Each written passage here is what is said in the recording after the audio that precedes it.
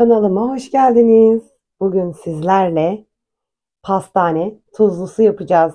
Tuzlu kurabiye ama bayatlamayan, günlerce, haftalarca duran kurabiye yapacağız. Malzemelerimizi tezgahın üzerine aldık ve bütün malzemelerimizi yağımızın ve yumurta akımızın içine döküyoruz. 2 yemek kaşığı yoğurdumuzu döktük. 1 tatlı kaşığı kadar tuzumuz, 1 tatlı kaşığı şekerimiz, 1 tatlı kaşığına yakın mahlebimizi döküyoruz.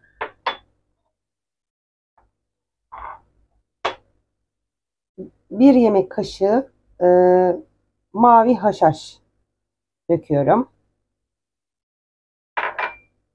Ve bu malzemelerin hepsini elimizle yoğuruyoruz. Tereyağımız oda sıcaklığında olursa yoğurmamız bir o kadar kolaylaşır. Bunları güzelce karıştırdıktan sonra unumuza geçeceğiz. Bu arada kanalıma abone değilseniz abone olmanızı istiyorum. Çok teşekkür ederim şimdiden. Bir paket kabartma tozumuzu içine döküyoruz.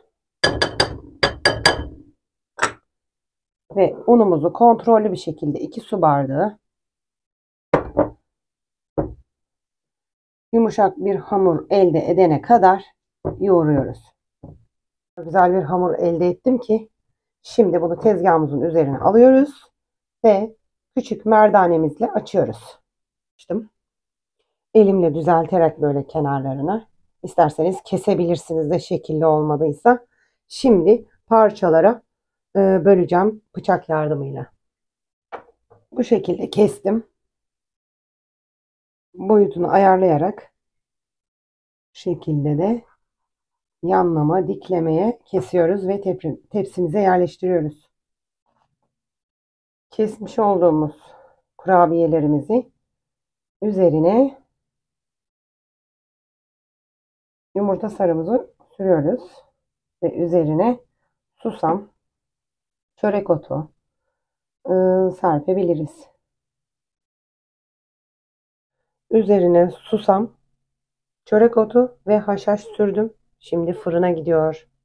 Pastane tuzlumuz hazır. Bayatlamayan kurabiyemizi hazırladık. Deneyecek olanlara afiyet olsun. Kanalımıza abone olup yorum yazmayı unutmayın. Bir dahaki videoda görüşmek üzere.